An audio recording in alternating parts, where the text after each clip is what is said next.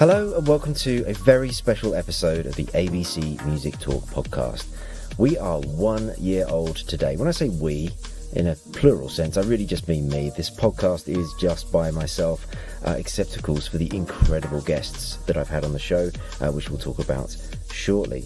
For regular listeners to the show, you'll know that I did an update 6 months ago, and so I'm going to do a little bit of a comparison in this episode just to sort of give you an idea of what that trend looks like in terms of how this podcast has been progressing. So one of the very special things that's happening in this episode is that I am standing in a purpose-built podcast studio that my brother has built in a co-working space that I and my sister own. It's actually on the site of where I started my very first music company, which was a record label called In Music back in 2001. So 21 years ago, I started my entrepreneurial career, if you like, in the music industry from this very, very spot. And so it's somewhat poetic that I'm actually going to be recording this 1 year anniversary of this podcast from exactly the same spot. So there's lots of celebration going on. I say lots of celebration. It's just me standing in a room on my own, which is quite appropriate given the fact that we are in a global pandemic and we all pretty much have been in self-isolation for most of that time. So it's that sort of party. But the podcast has been going great. And what I wanted to do today was just give you a little bit of an update on how things have been going. So I've got some statistics for you. I've got a little bit of kind of feedback, a little bit of analysis that I've done, just to give you a kind of flavour of what's been going on with the show since then. I did an update at the point of 6 months. And so one of the big statistics that came from that was that it had taken me 4.5 months to get to a total number of streams of 1,000. Now, what I can tell you at the moment, I'm doing over 1,000 streams every single month. So that to me is huge growth from that 6 month point or 4.5 months in. And the other thing is that I also have nearly 1,000 people tune in every single month, which is utterly, utterly incredible.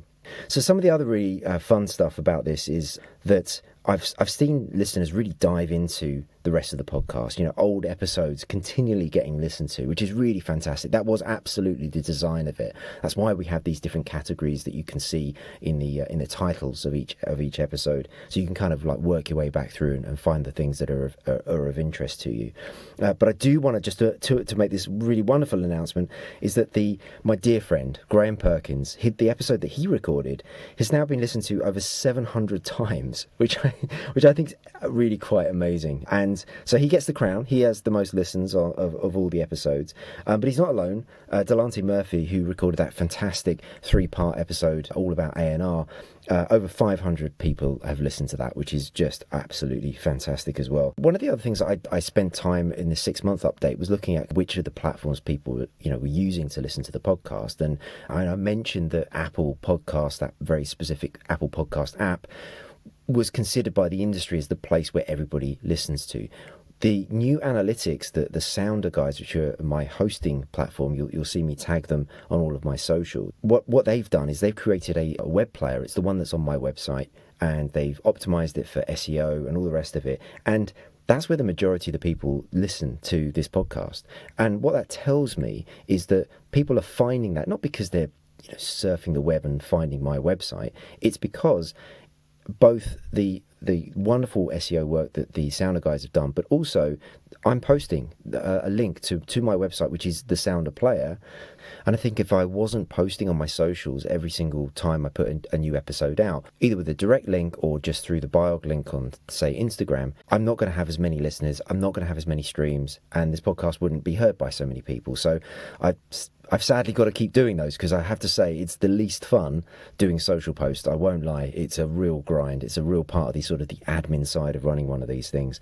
One of the other things was that I've actually seen, I've seen fewer people using Spotify to listen to the podcast, kind of around since May, which is interesting because the follower count has continued to grow at the same pace. But regardless, it seems to be that the web app really is winning out here, which is, I think, just really interesting. I would have personally, when I listen to podcasts, I'm a bit of an Apple fanboy, and so I use the Apple Podcast app all the time, and I just couldn't imagine kind of only dipping in and out of podcasting quite the same way, or having to go and find that web player each time. But regardless, it seems to be working, so I guess each to their own. One of the other big changes that since the end of July is I've stopped putting out an episode a week. It just kind of got too much. But what I have done is I've increased the quality of each episode, or at least I think so. Certainly from an audio point of view. I've added some music. I know you've all heard the music. I commissioned it from the incredible Audio Assassins. You can actually listen to it on Spotify and Apple and all the other streaming services as well if you really like it. But one of the other big things is I've been much more diligent about trying to edit the actual podcasts themselves. I hope now that they are a little bit smoother, that they are a bit shorter, a bit more succinct.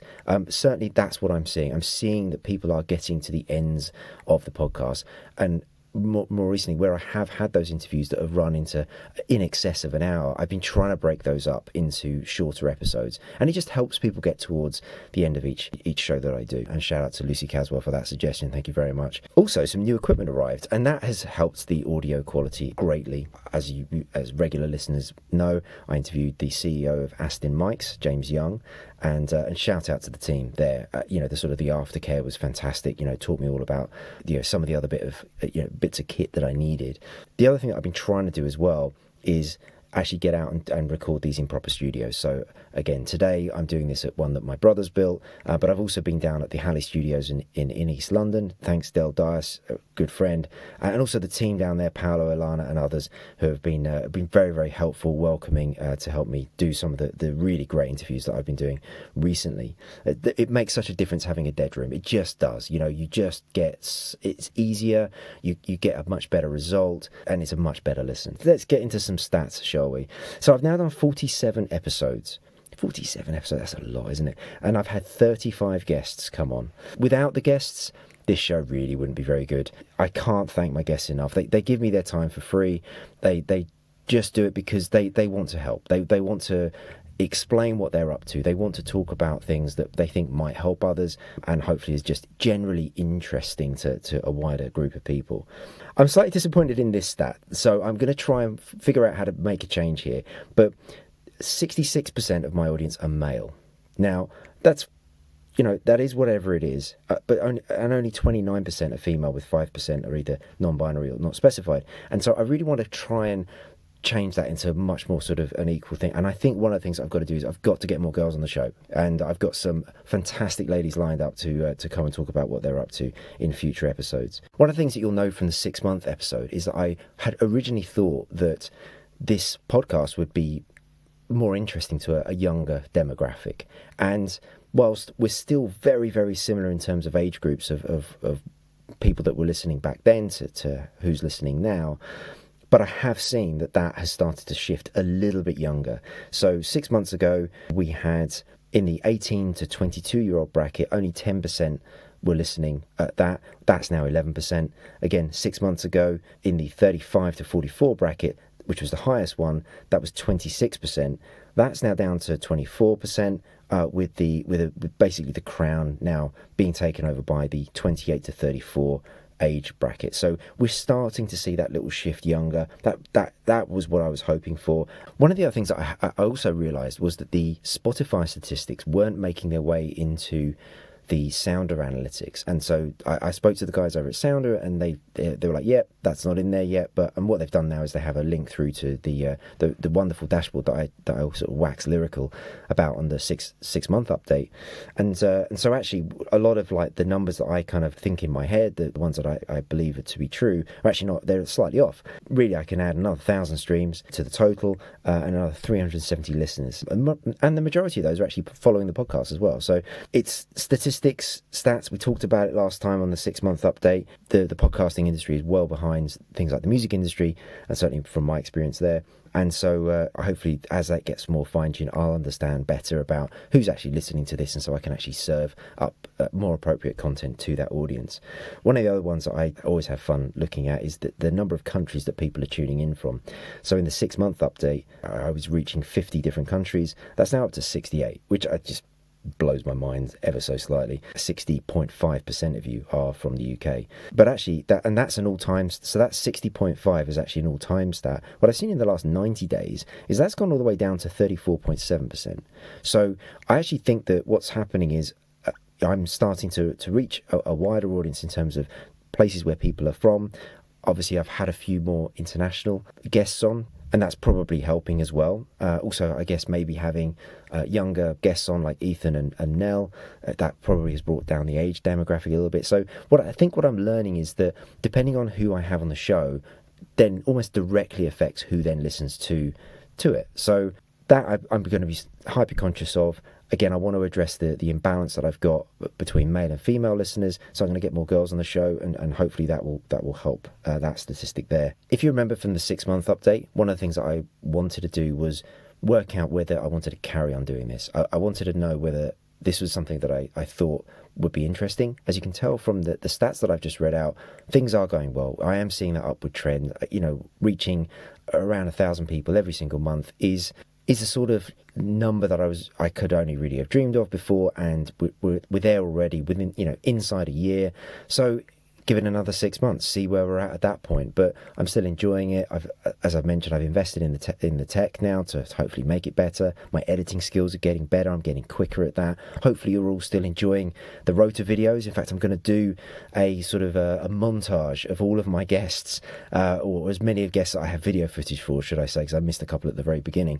And I'm going to put that to the full-length version of the track that the Audio Assassins have created, which is the music branding for the show.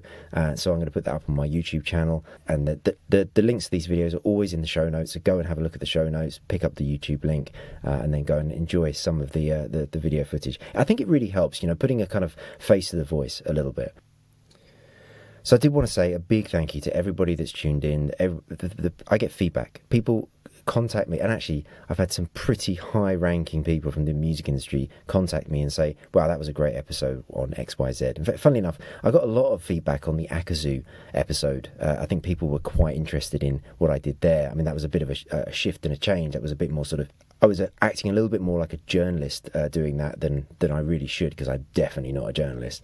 But it seemed to be something that people are interested in. So I'm going to maybe try and find some other topics like that to kind of really dive into, do a little bit of research and surface through this podcast. But that one certainly seemed to get a lot of people's attention, which I thought was really quite interesting. So I think, as ever, I've just got to give a big shout out to all my guests that have helped create this show. The guys at Rota have been amazingly supportive over this whole thing, and it's great to see people finding that link to give them a further 10% off making videos via Rota through my website. Just head to www.abcmusic.co and click the Rota logo on the homepage. Sign up through that link and you'll get a further 10% off their service. Once again, thank you for listening, and of course a big thank you to the incredible Audio Assassins for the music branding to the show. Stay in touch with me. I'm on at Alex Branson at Twitter and Instagram. There is a Facebook page, and I tune in for more episodes as they come along.